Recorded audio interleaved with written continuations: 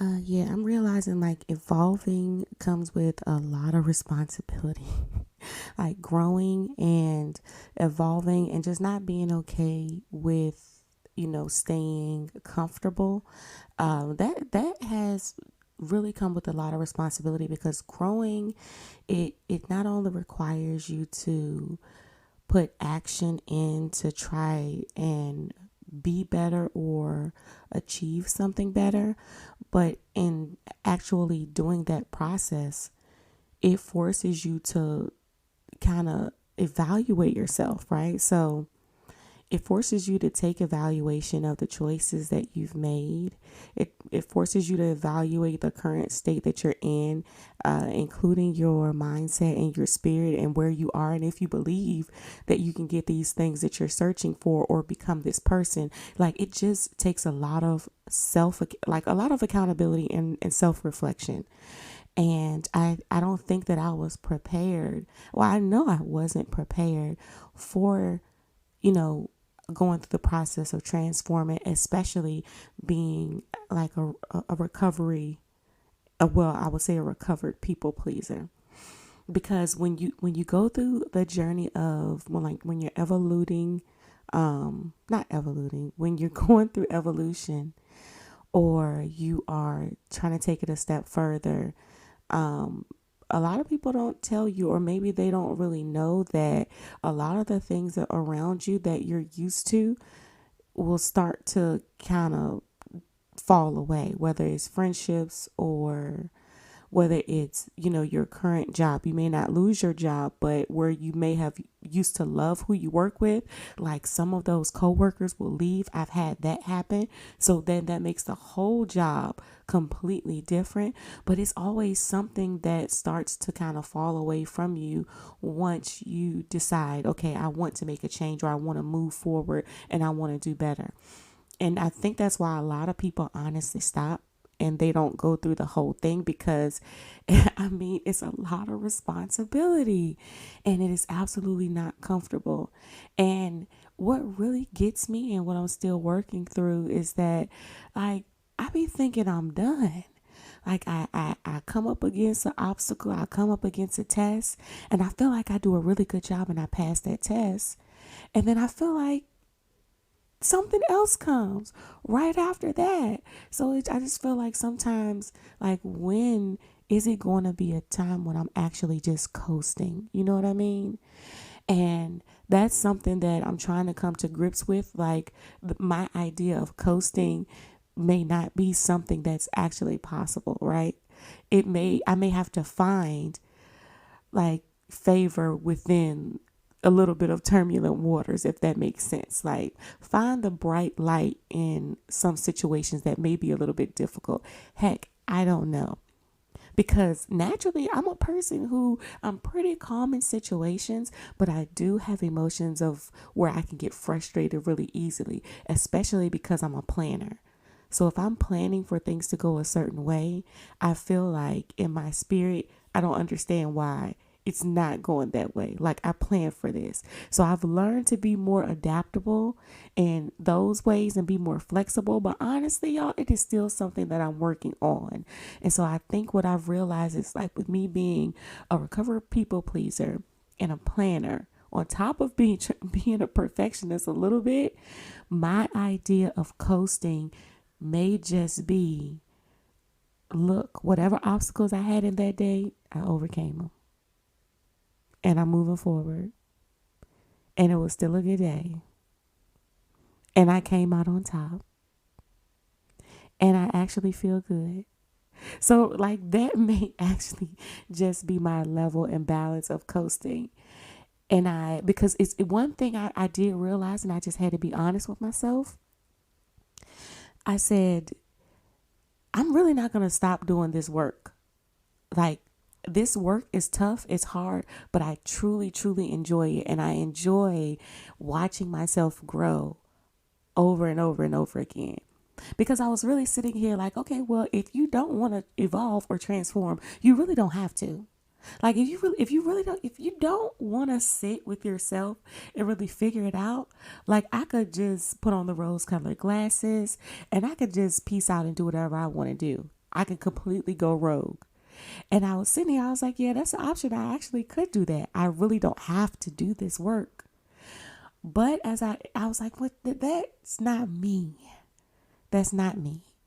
So I've accepted the fact that this work is something that I'm interested in. This work is something that inspires me. I feel like I inspire others when we have these conversations. And when I'm honest, I feel like this work has made me extremely vulnerable. And in being vulnerable, it actually made me more confident in a way, because I never thought that I would be sitting here talking and really just pouring myself out to whoever wants to listen and not even knowing who's listening, right? So me being vulnerable and just expressing what I was going through, and not in a moment of wanting validation, it was really just, hey, I'm going through this thing. I'm kind of scared to talk to people about it. So I feel like I'm just going to put it out there. And hopefully other people will have gone through this or felt like this, and maybe we could talk about it. That's really how it started, because I have this weird thing where I'm more afraid to disappoint the people in my inner circle than I am of the world at large. If so, I was, and I know it sounds weird, but so what that means is that, like, I'm okay with throwing things out there to the internet and finding my community that way. That's easier for me than to go to my hometown and try to tell the people that I've known all my life about what I'm doing. And I think it's because I really truly never felt like myself in a lot of those areas. And growing up, I don't think I ever allowed myself to truly express like the eccentric parts of me and have those deeper conversations. I just don't feel like I grew up in that type of environment or space or city or anything like that. And maybe it wasn't that it wasn't there. Maybe it was just where I was or the people that I was connected to that really didn't happen much. I got the spiritual aspect of it. I got the church aspect of it. But when it came to that, like, real, honest, genuine conversations, like teens talking to teens about honest things, women talking to women about really vulnerable and honest things, I wasn't a part of that. And I mean, like, real talk, like growing pains, like finding your worth, like self-esteem, like true confidence, being vulnerable. That wasn't even a conversation at all. Like, how to be vulnerable and how to truly express your feelings and realize and actually have a process of getting to the root of what's actually going on. Getting to the root and being able to accept the root of what the issue is and expressing that fully. Like, we were not taught to be vulnerable at all whatsoever. And so at this big age that I am now, I feel like it's so hard and it's a huge undertaking, but it is something that I'm taking with stride. And I've just found a way that I can do it that makes me feel more comfortable. And again, that's coming and talking to just throwing it out there for a larger group of people to see it or hear it, instead of kind of just going to my community and saying, hey guys, what do you think about this?